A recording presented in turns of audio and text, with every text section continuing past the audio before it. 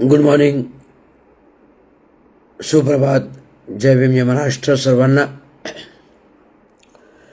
माझ्या महाराष्ट्रातील 12.5 कोटी जनतेला ज्यांना स्वतंत्र मतदानाचा अधिकार, संविधान, भारतीय घटना, लोकशाही तंत्रप्रणालीनुसार संविधानिक मूल्य अधिकार प्राप्त, जगण्याचे स्वतंत्र अधिकार प्राप्त, व्यक्ती स्वतंत्र प्राप्त, न्याय हक्क मागण्याचा प्राप्त, स्थानिक कोर्ट, उच्च न्यायालय, सर्वोच्च न्यायालय यांचे अधिकाराचे मूल्य जपण्याचे अधिकार प्राप्त, या सर्व अधिकार प्राप्त मूल्याचे करता करविता, संविधानदाता, घटनाकार, युगपुरुष, महामानव, बॅरिस्टर, बोधिसत्व, भारतरत्न डॉक्टर बाबासाहेब आंबेडकर होत. आणि या डॉक्टर बाबासाहेब आंबेडकरांना अभिवादन करून आणि महाराष्ट्राचे आराध्य दैवत छत्रपती शिवाजी महाराज, छत्रपती संभाजी महाराज, स्वच्छतेचे प्रणेते संत गाडगे महाराज, संत तुकाराम, संत रोहिदास,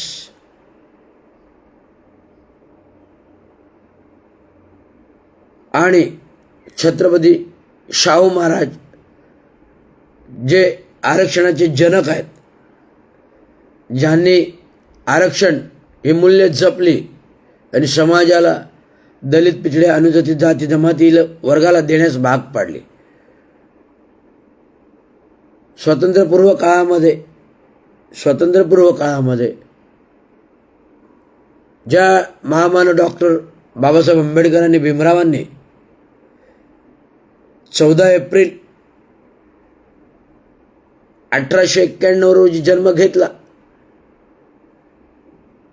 ज्यावेळी समाजाची नीतिमूल्य, दलित, अन्याय, अत्याचार, भूकमारी, लाचारी जेव्हा समाजावर येते, तेव्हा समाजातील अंधकार दूर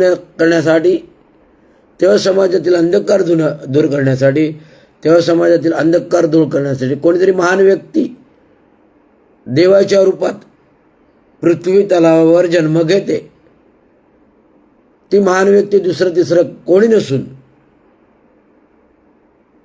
14 एप्रिल 1891 जन्म घेणारी व्यक्ती म्हणजे युगपुरुष, महामानव डॉक्टर बाबासाहेब आंबेडकर होत, ज्यांनी आपल्या लहानपणी अनेक यातना, दलित अस्पृश्यतेच्या भोगल्या, वर्गाच्या बाहेर बसून शिक्षण केलं लहानग्या भीमाने.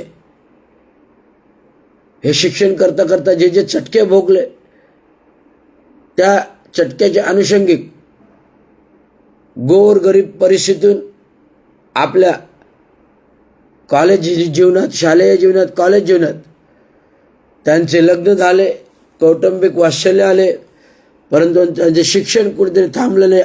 अबाधित शिक्षण चालू होतं. अबाधित डॉक्टर बाबासाहेब आंबेडकरांचं शिक्षण हे चालूच होतं. लग्न झालं, कौटुंबिक झाले,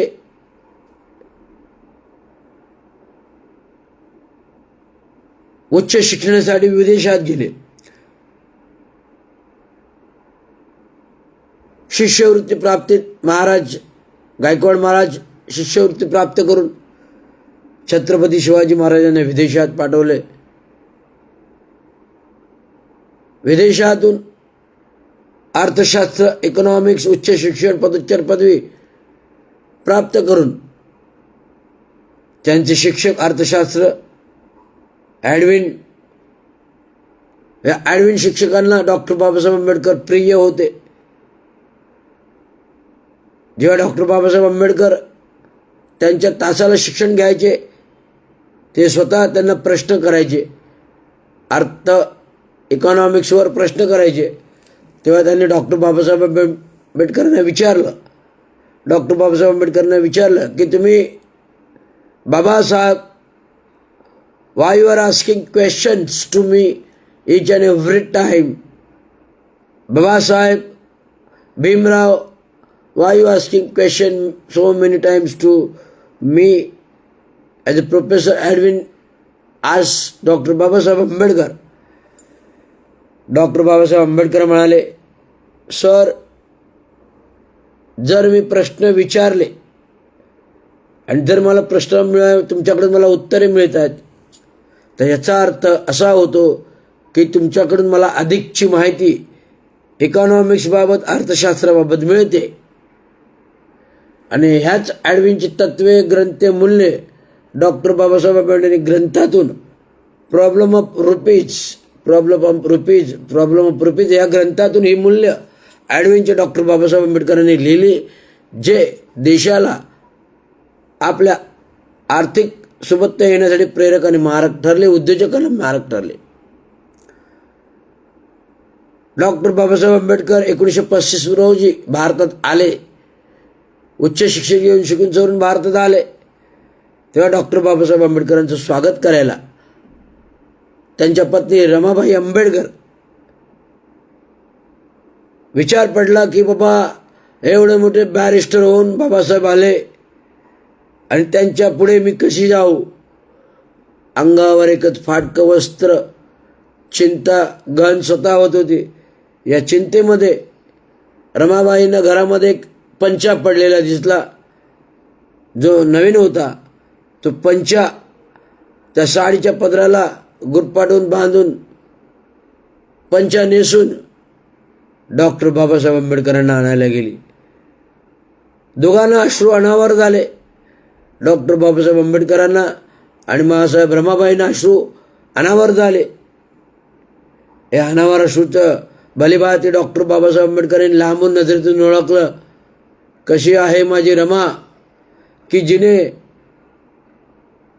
कुठलीही तमा न बाळगता मला विदेशात शिक्षणासाठी पोटाला चिमटे घेऊन शेळण्या गवऱ्यात थापून पैसा पाठवू लागले. आणि या पैशातून मला शिक्षण तर दिलंच, पण माझी घरगृहस्थी बसवली. डॉक्टर बाबासाहेब आंबेडकरांनी समाजाचे परिवर्तन करता करता स्वतःची 4 मुले गमावली. एक दुर्दैव घटना आहे, दुर्दैव कहाणी आहे, जे बाबासाहेबांच्या त्यागाची आहे. हा त्याग भलीभाटी ज्याच्या वाट्याला येतो तो महान पुरुष असतो. हा त्याग भलीभाटी ज्याच्या वाट्याला येतं तो महान पुरुष असतो. तो समाजाला दिशा दर्शक देणारा प्रेरक आणि मारक असतो. हेच डॉक्टर बाबासाहेब आंबेडकर शिक्षण घेऊन आल्यानंतर शिक्षण करत करत करत पुस्तके लिहित स्वतंत्रपूर्व काळामध्ये, स्वतंत्र करताना इंग्रजांना भारत छोडो म्हणारे लाला लजपत राय, स्वराज्य हा माझा जन्मसिद्ध हक्क आहे हे गर्जना देणारे लोकमान्य टिळक, सिंहाची गर्जना देणारे लोकमान्य टिळक, काखेतील गाठ लोखंड तप्तसळ्याने फोडणारे लोहपुरुष सरदार वल्लभभाई पटेल, पंडित जवाहरलाल नेहरू, डॉक्टर राजेंद्र प्रसाद, मौलाना आझाद, नेताजी सुभाषचंद्र बोस, काँग्रेसचे अध्यक्ष त्या काही होत. नेताजी सुभाषचंद्र बोस हे मिलिटरी सदरातले असल्याने त्यांनी आपली फौज तयार केली. देशाच्या स्वातंत्र्यासाठी लढण्यासाठी फौज तयार केली स्वातंत्र्यपूर्व. त्यामुळे हे फौज तयार करणारा माणूस, स्वातंत्र्यासाठी लढणारा, हा एकमेव निडरवी आवाज देणारा, काँग्रेसचे पक्ष अध्यक्ष असताना काँग्रेसचे अध्यक्षपद सोडले. का? कारण देश स्वतंत्र करायचा होता, स्वतः फौज तयार करायची. तर अशा डॉक्टर बाबासाहेब आंबेडकरांनी स्वातंत्र्यपूर्व आणि स्वातंत्र्य मिळताना जो देशासाठी त्याग दिला, संविधान आणि घटना लिहिली. संविधान आणि घटनेचा इतिहास मोठा आहे. ज्या डॉक्टर बाबासाहेब आंबेडकरांनी प्रबोधनकार ठाकरे आणि बाबासाहेब आंबेडकर, डॉक्टर बाबासाहेब आंबेडकर आणि प्रबोधनकार ठाकरे यांची घनिष्ठ मैत्री. ज्यावेळेस डॉक्टर बाबासाहेब आंबेडकर स्वातंत्र्यानंतर भारताचे पहिले पंतप्रधान पंडित जवाहरलाल नेहरू जे 17 वर्ष भारतावर राज्य करत होते, डॉक्टर राजेंद्र प्रसाद हे राष्ट्रपती पहिले, त्यांच्यानंतर लाल बहादूर शास्त्री दुसरे राष्ट्रपती, आणि 17 वर्षाच्या राजपट कालावधीनंतर इंदिरा गांधी देशाच्या पंतप्रधान झाल्या आणि त्या अराजक पुढे पंतप्रधान होत्या. राजीव गांधी देशाचे पंतप्रधान झाले, त्यांचे सुपुत्र. राहुल गांधी, राजीव गांधी हे इंदिरा गांधीचे राजीव गांधी सुपुत्र, राहुल गांधी राजीव गांधीचे सुपुत्र, पंडित जवाहरलाल इंदिरा गांधीचे वडील. हे संपूर्ण खानदानाने देशासाठी त्याग दिला, देशासाठी आहुती दिली, देशासाठी स्वतःला झोकलं, मृत्यूला कवटाळलं. अशा या घराण्याला सार्वभौम अधिकार प्राप्त आहे देशासाठी, देशाचा आणि पंतप्रधानपदी विराजमान होण्याचा अधिकार प्राप्त आहे. अखंड काँग्रेस सत्ता 150 वर्षाचा राजपट भोगल्यानंतर काँग्रेसच्या 70 वर्षाच्या कालावधीमध्ये जे देशाला प्रगती दिली, गरिबी हटाव देश बचाव, गरिबी हटाव देश बचाव, गरिबी हटाव देश, असा नारा दिला इंदिरा गांधींनी, देशाच्या पंतप्रधानांनी. पाकिस्तानने देशावर हमला केला, चायनावर देशाने हमला केला, तो पूर्ण हमला परतवून लावण्याची ताकद इंडियन आयर्न लेडी इंदिरा गांधीमध्ये होती, ती त्यांनी परतवून लावली. देशातील सुवर्ण मंदिरामध्ये अतिरेकी घुसले असताना अतिरेक्यांना बिमोड केला. भारतीय शस्त्रधारी मिलिटरी सैन्य दल घुसून बिमोड केला शीख अतिरेकांचा, बिमोड केला शीख अतिरेकांचा. आणि ह्या सुवर्ण मंदिराचे शीख अतिरेकी मारले गेले, सुवर्ण मंदिर मोकळा केला गेला. परंतु शिखांना, पंजाबींना, शिखांना हे रुचलं नाही. त्यांनी इंदिरा गांधीच्या राहत्या घरी शॅसिनेशन केलं.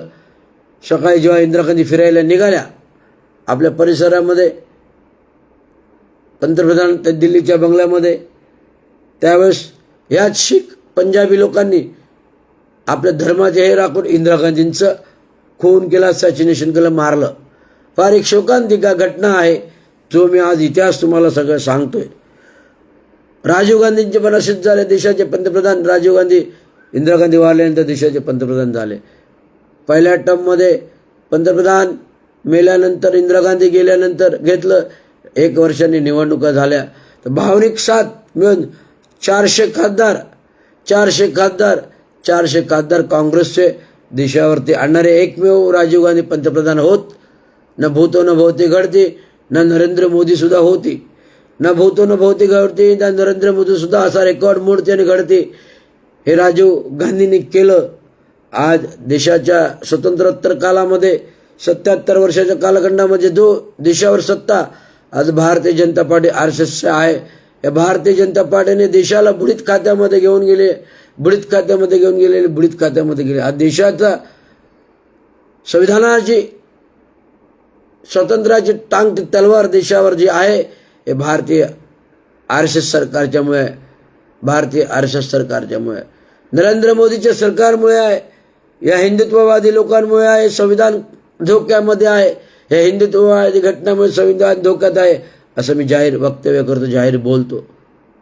समाजामध्ये ज्या लोकांनी तेढ निर्माण करण्याचा प्रयत्न केला, दंगली माजवण्याचा प्रयत्न केला, अनेक स्थित्यंतर करण्याचा प्रयत्न केला, अशा सर्व लोकांना ह्या सरकारने मुकाट सोडलेला आहे. मग तो किरीट सोमय्या असेल, कंगना रनौत असेल, नवनीत राणा असेल, का तो म्हातारा कोण तो संभाजी भिडे असेल, जे दंगलखोर माजुर्डे असतील, या संपूर्ण लोकांना, काय धंदे करणारा, भ्रष्टाचार करणारा, 70,000 कोटीचे घोटाळे करणारा, बँक घोटाळे करणारा, ड्रग माफिया, दारूच्या बाटल्या ॲम्ब्युलन्समध्ये वाहणाऱ्यांना जर मोकाट सोडलं तर देशाचं स्वातंत्र्य, राज्याचं स्वातंत्र्य धोक्यात येईल, कायदा सुरक्षा धोक्यात येईल. ती आलेली आहे.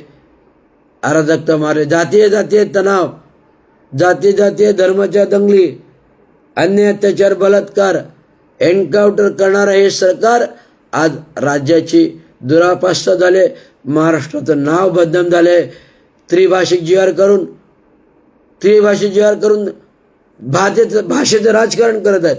त्रिभाषिक जी आर करून भाषेचं राजकारण करत आहेत आणि मुंबई महाराष्ट्रापासून वेगळी करण्याचा प्रयत्न करत आहेत. Metro, tunnel, fast local fast अजून, पण तसं काही होणार नाही. डॉक्टर बाबासाहेब आंबेडकरांनी हे सिद्ध केलेलं आहे की मुंबई महाराष्ट्राचीच आहे, अभेद्य महाराष्ट्राचीच राहणार.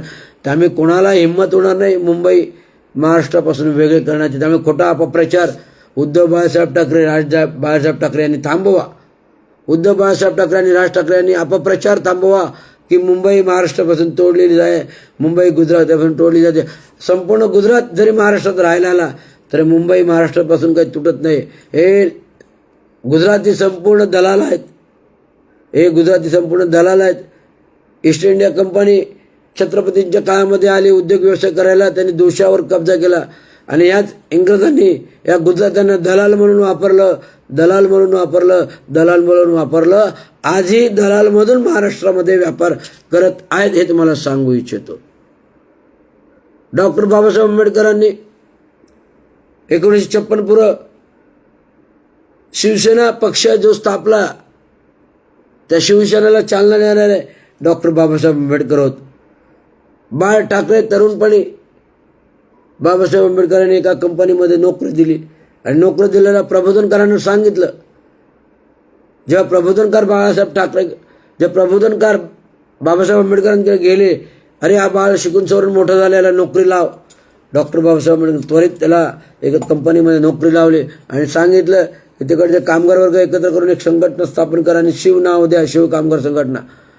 तीच प्रबोधनकारांनी बाळासाहेब ठाकरेंनी शिवसेना म्हणून हा पक्ष उभारला आणि पक्ष तो आजघात आहे. आणि त्या पक्षाच्या पारंब्या वाढल्या, वटवृक्ष झालं, शिवसेना पक्षाचं वटवृक्ष झालं, शिवसेना पक्षाचे वटवृक्ष झालं, शिवसेना पक्षाचे पारंब्या वाढल्या, सर्वीकडे विद्वान पारंब्या वाढल्या. परंतु शिवसेना पक्षाने हिंदू हृदय सम्राट बाळासाहेब ठाकरे हिंदुत्व जपताना मराठी जपलं, मराठी महाराष्ट्र जपला. तर आजही काळाची गरज आहे. आजही भारतीय RSS सरकार, भारतीय जनता पार्टी RSS सरकार महाराष्ट्र बदनाम करून महाराष्ट्र वेगळा करण्याचा प्रयत्न आहे, हिंदी भाषिक लादण्याचा प्रयत्न आहे. तो आमचा मराठी 5 जुलैला एकवटला ना, त्यामुळे 2 राज ठाकरे, उद्धव ठाकरे एकत्र आले ते मराठी जपण्यासाठी, मराठी भावना जपण्यासाठी, मराठी महाराष्ट्र जपण्यासाठी आले. परंतु राजकारणामध्ये हा मराठी 2 भावांचा कार्ड एकत्र येण्याचा काय चालणार नाही. उद्धव बाळासाहेब ठाकरे आणि राज ठाकरे या दोन्ही बंधूंचा निवडणुकीसाठी हा फॉर्म्युला आणि हा कार्ड चालणार नाही. कारण सत्ता राजकारण सर्वांनाच पाहिजे आणि तुम्हाला कशासाठी राजकारणामध्ये एकत्र आले, तुम्हाला मुंबई पाहिजे. मुंबई ही सर्वांची आहे, कोणा एकटा राज आणि उद्धव बाळासाहेब ठाकरेची नाही. कोणा एका राज उद्धव बाळासाहेब, मुंबई ही सर्व मराठी माणसांची आहे का कोणा गुजरात्यांची नाही, हे तुम्हाला निश्चित सांगतो. आणि एवढं सांगतो का धम्म ध्वजाच्या आज गौतम बुद्धांना अभिवादन करून धम्म ध्वजाच्या सर्वांना अभिवादन करतो. एवढं सांगायचं. जय भीम, जय हिंद, जय भारत. धन्यवाद.